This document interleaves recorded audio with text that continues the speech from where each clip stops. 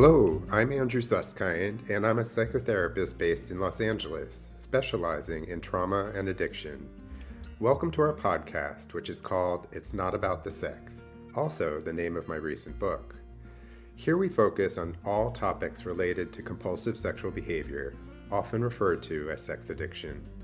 In particular, we explore ways to build long-term, sustainable recovery. Our intention is to offer fresh viewpoints, brand new perspectives, and practical tools toward living a deeply connected life. Let's get started. I'm very pleased today to welcome my close colleague, Leslie Quinn. Leslie is here to discuss couples, and in particular, couples dealing with addiction and sometimes sex addiction. Leslie Quinn has been a marriage and family therapist on the west side of Los Angeles for the past 29 years. As a longtime couples and premarital therapist, Leslie helps clients recognize their codependency, to understand their part in the family or marital drama. According to Leslie, establishing boundaries, respecting one another's needs, and asking for what they want in healthy ways helps people form more loving and satisfying relationships. Another specialty area of Leslie's is dealing with money challenges that couples always experience in one form or another. I believe that there are couples therapists, and there are couples therapists who are passionate about working with couples. Leslie falls into the latter category. She's not only passionate, but very talented, creative, and intuitive in helping couples who are fortunate enough to work with her. I recommend Leslie without reservation. And today she has some valuable tools and strategies for couples of all kinds and those facing addictions. Many couples come to therapy because they say they have communication issues. That's such a common thing, right? Communication issues. So yes. One question I have for you is, what's the real reason most couples tend to seek therapy? Well, it's interesting you say that. I have a line on my intake form that says, "What brought you to therapy?" And oftentimes that's exactly the word that's written there, communication. And what I often start with couples is that most people, not everyone, but most people have an easier time expressing themselves and have a much more difficult time listening. And that I really say to couples, a lot of the communication issues I see are really about listening and trying to listen without all the filtering that gets done from one's past and what they believe is being said, but really focusing on what's being said by your partner and trying to understand him or her. So can you say a little bit more? I mean, how does someone actually get to be a better listener in session with you? What are some actual direction or pointers that you give them? Not interrupting is probably one of the biggest ones. And I use an old technique that's been around forever, which is, called active listening, which is basically I help people slow down and repeat what they just heard.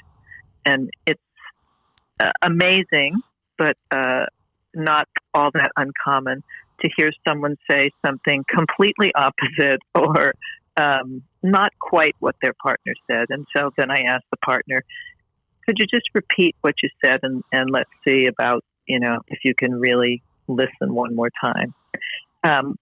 But the slowing down seems to be the place I start with people. Often couples come that are really agitated or they've been trying to work through the same problem for months or years. And, having a fresh pair of eyes on it and a methodology for really doing something different helps. So slowing down is really the key. And what I also wonder is many couples, as you said, come in agitated. Oftentimes they're in crisis. They are having difficulty really even sitting in their chair because they're just they're buzzing with worry and it's just tough for them, right? So I Right, wonder right. if there's anything you can say about what it takes to help somebody slow down even when they're in crisis. That's where I come in, basically to interrupt, not always gently, but to interrupt. I often say to couples if they start out and they're interrupting and talking over one another, I give them a minute to do that, and then I say to them, is this what you want to do today? Because you don't need to be here to do this. I'm sure you've done this at home, and this is what you do at home. If you're open to trying something different, I have some other ideas. And I think sometimes just the shock of someone stopping them and saying, it's not going to happen here. We're not going to do the same thing. I'm not going to take your money, basically, so that you can do exactly what you've done at home for years. Sure. So what I think I'm hearing is, on the one hand, they are taught how not to interrupt one another, but sometimes it's actually your job to interrupt their patterns. Absolutely. It's often my job to interrupt their patterns. Great. And to try to do it, with compassion, to try to do it with understanding, to really, again, look someone in the eye and say,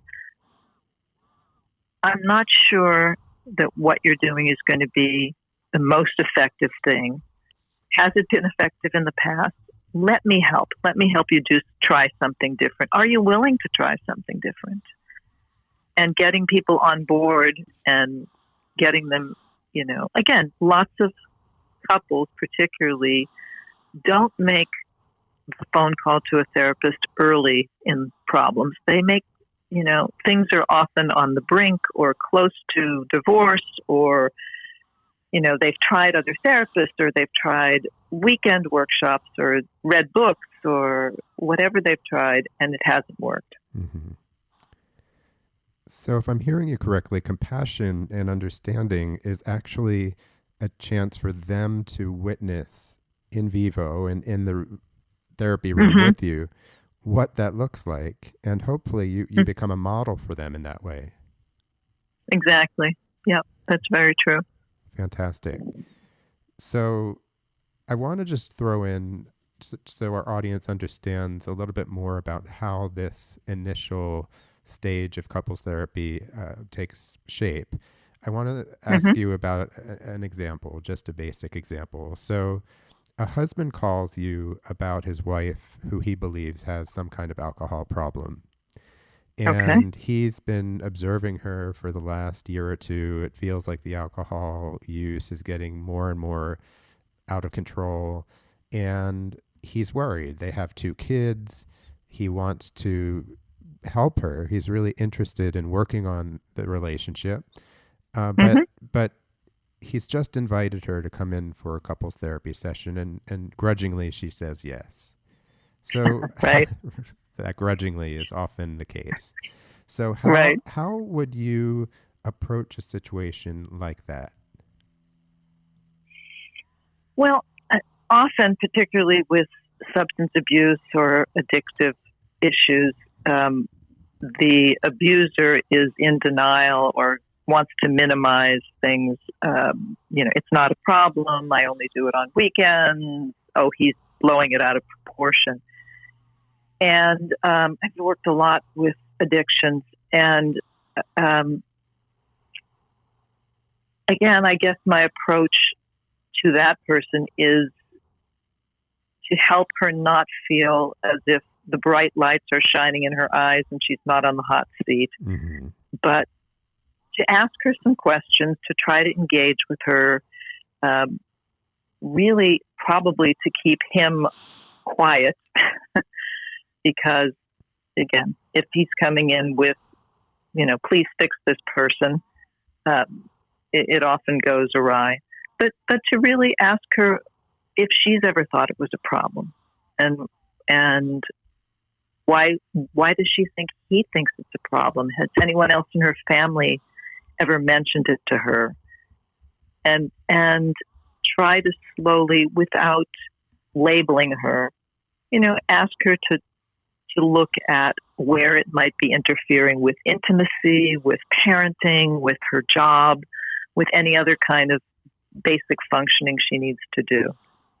And also maybe ask her about stresses in her life that may be contributing to, more drinking than she's done in the past. So if I'm hearing you correctly, it sounds like you're not wanting to make it about right or wrong, good or bad. You're not wanting to label her as the problem partner.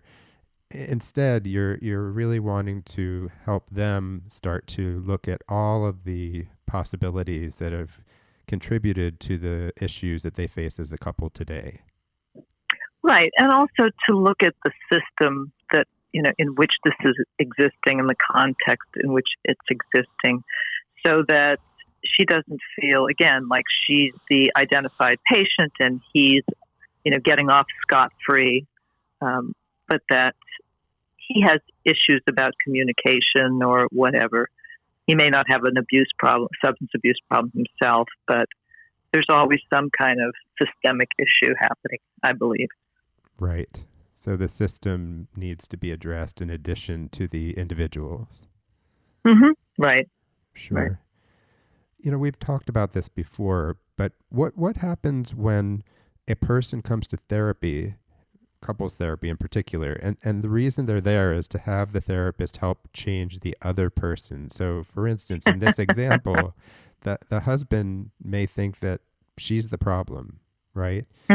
But also, as we know as clinicians, that husband may not be able to see their part in the dance.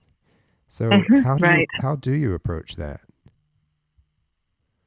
Again, I think through education, again, if we're talking about alcohol or drug abuse, really through programs like Al-Anon, which help the other really see what their part in the dance is and how they are either contributing or enabling or giving mixed messages sometimes to the person who's abusing the substance. So I also was very taken with something we've talked about, which is the idea of triggers. And the word triggers generally refers to something from someone's past that is part of what they've gone through, possibly a trauma or possibly something in the past that hasn't been fully resolved, and then comes up in the here and now and happens in the present tense and is confusing because in the current relationship, it may look like what's happening at that moment, but then when we excavate it a little bit further, there's actually a lot of roots to it. So I believe you agree with this, but tell me what you think. So partners often trigger one another in a way that no other person in our life triggers us. And what I mean by that is sometimes they trigger things that go back to times that were pre-verbal for us even. And so there's what we might call primitive hurt or primitive rage or all kinds of things that get triggered. And I'm wondering, when you see that in your office between a couple, how do you work with those kinds of triggers? Well, great question. I see it when you say partners often trigger. I tell people, your partner is going to trigger you more than anyone else in the whole world.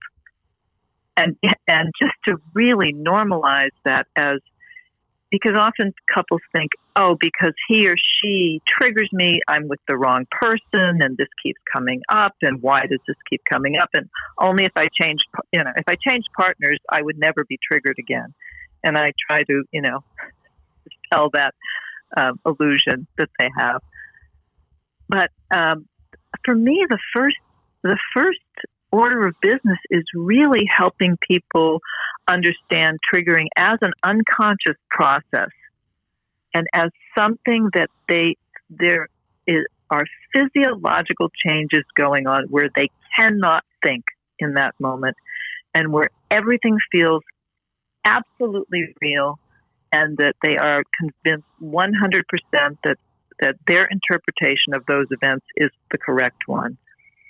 So once I can get someone on board to really believe that maybe what they're seeing, maybe what they're feeling is inaccurate, I feel like I have a foothold. And then, I talk to them about,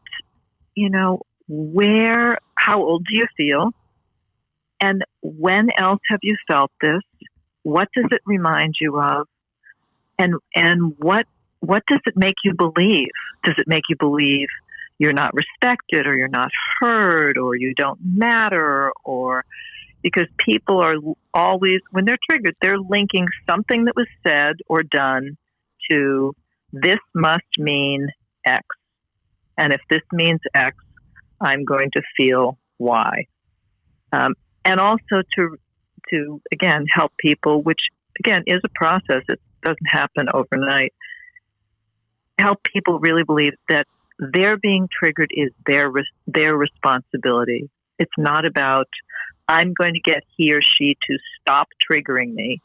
It's I'm going to learn how to breathe through this, how to take some space, how to talk to myself and say, my perception is probably wrong if I'm getting this, emotionally charged from one little comment or something that was done. A couple of things that felt really important about what you just said. So triggers really distort our perceptions because there's so much that's getting stirred up under the surface, and it's something that at the time we could say it was too much to process that's still activated in this way. And then I think I heard you say when you were talking about X and Y that there's this well-worn path that the client goes down, and you're trying to educate them and let them be the observer of that pattern so that they have more choice. Is that accurate? That's accurate. Yeah, absolutely. Yeah.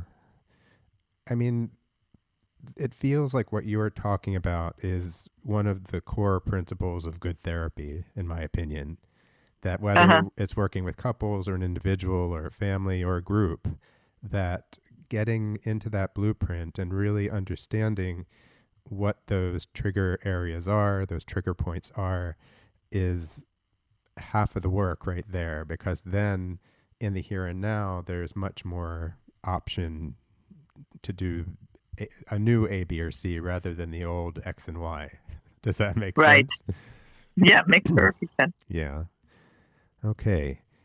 I'm going to switch gears just a little bit so we can talk a little bit about how infidelity and sex addiction can really interrupt the possibilities for relationships that are working or have the opportunity to work well.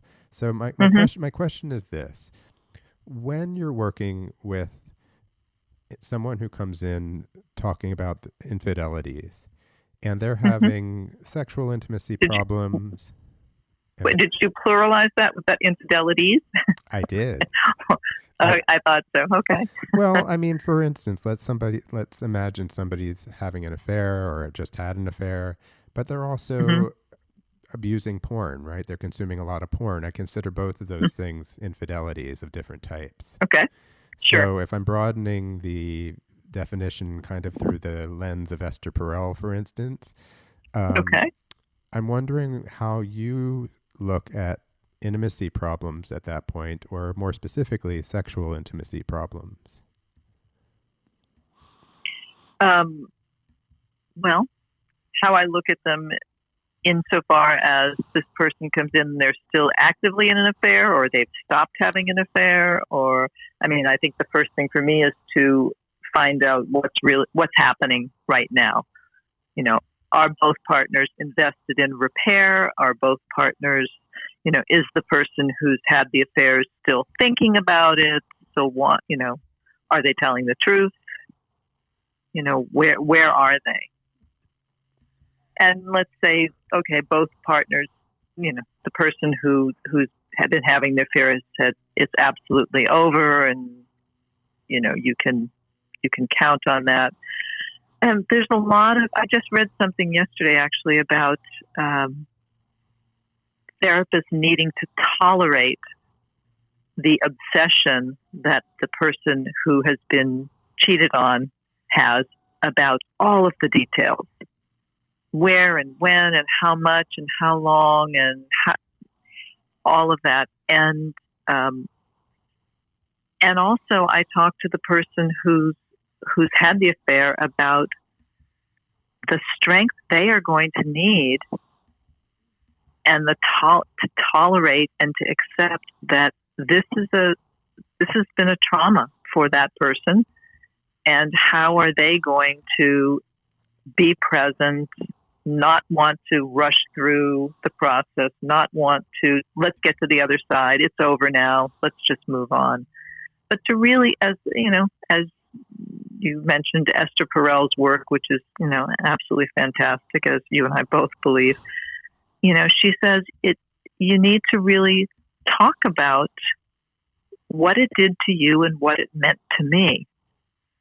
And that's not usually something in the early stages that you can talk to, because often the person who's been cheated on feels nothing they did was wrong and they had no part in it and it had nothing to do with the relationship.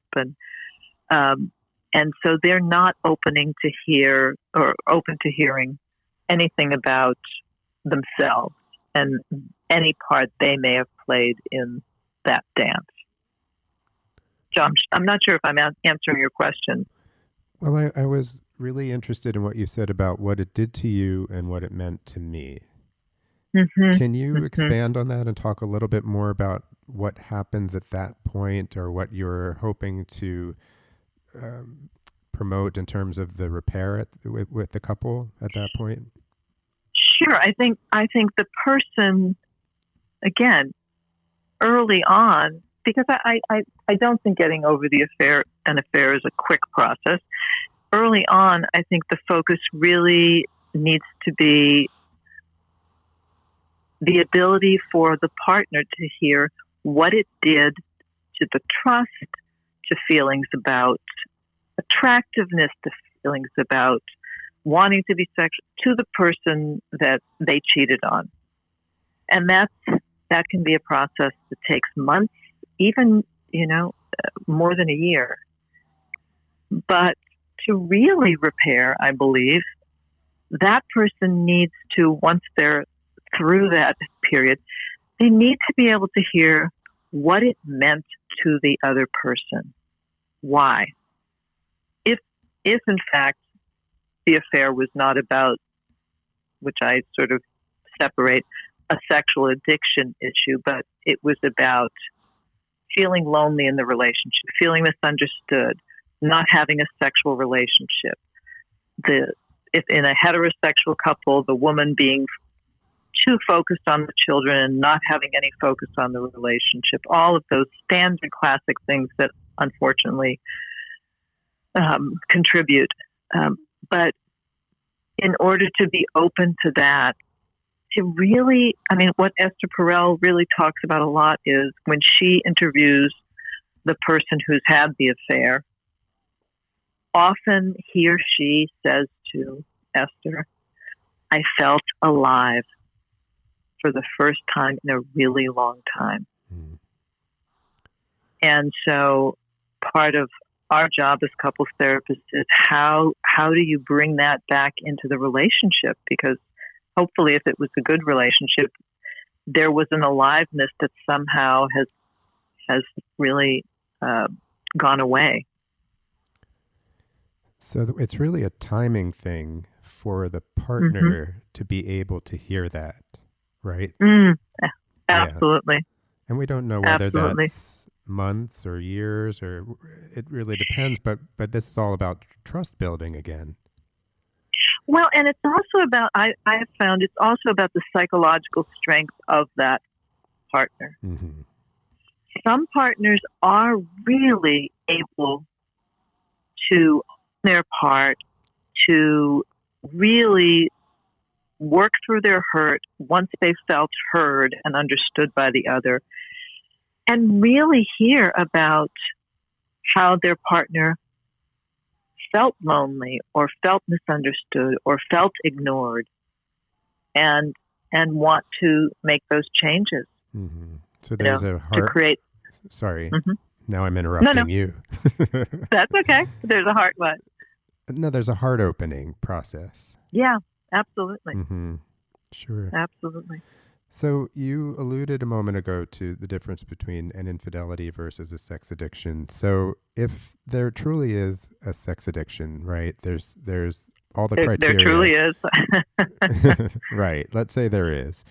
Then Let's say there is. How does that differ from a couple that does not have an addictive, compulsive component, or even an infidelity that doesn't fit into that larger category?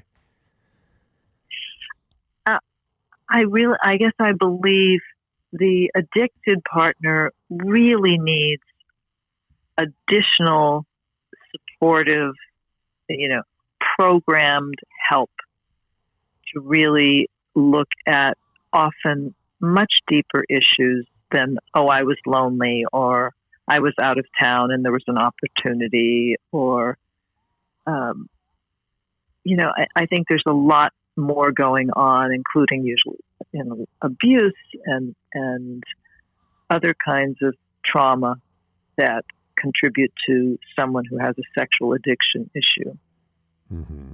Would you say the same? Absolutely. I believe what you're saying really is that both partners can benefit from a more comprehensive approach to their own healing in order to make room for the couple to come back together. Right.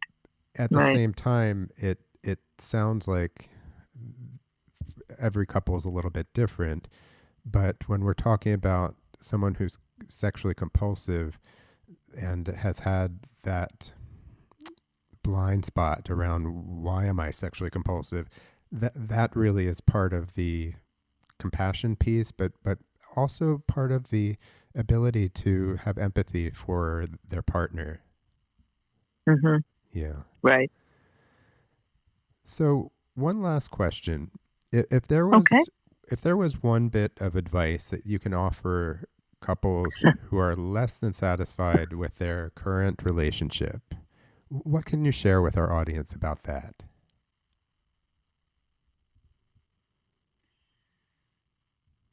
I guess, when you say that, I think about all of the distractions that are in our lives now. And something that sounds maybe simplistic, but make time for one another. Really carve out time for one another. Without children, without screens, without, really make time. And even if that's a short, I'm always surprised, pleasantly surprised, how just taking short bursts of time during the week, it doesn't have to be an all-day affair. It doesn't have to be, half a day. But making time to really connect and listen to one another and respect one another goes a long way. I used to say that people only come into my office with one complaint, and that is neither partner feels appreciated enough. And in many ways, that still holds true, that the more partners appreciate each other and really value what, they have in a relationship, the better things flow. Another colleague of ours once told me that it's like putting a little bit of coins into the piggy bank, and and that the investment is really in making that space for deeper contact with one another. And if the piggy bank Mm-hmm. is empty, oftentimes that's where the relationship is vulnerable. If the piggy bank is full, chances are that both people will feel more appreciated, more understood, more loved, Mm-hmm. and closer as a result. Absolutely. Right. And it's very easy to ignore that you're not putting those coins in the piggy bank, to get distracted, to get involved in something else, to not notice.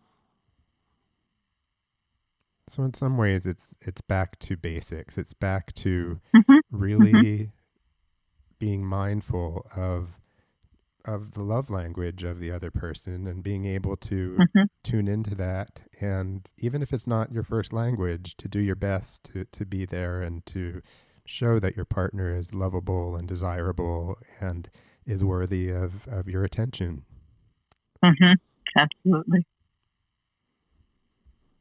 All right. Well, I so appreciate you joining us today, Leslie. Oh, my pleasure, Andrew. And I'm sure we'll have other opportunities to continue this conversation, and Uh-huh. we will talk soon. Thank you so much for being Okay. here.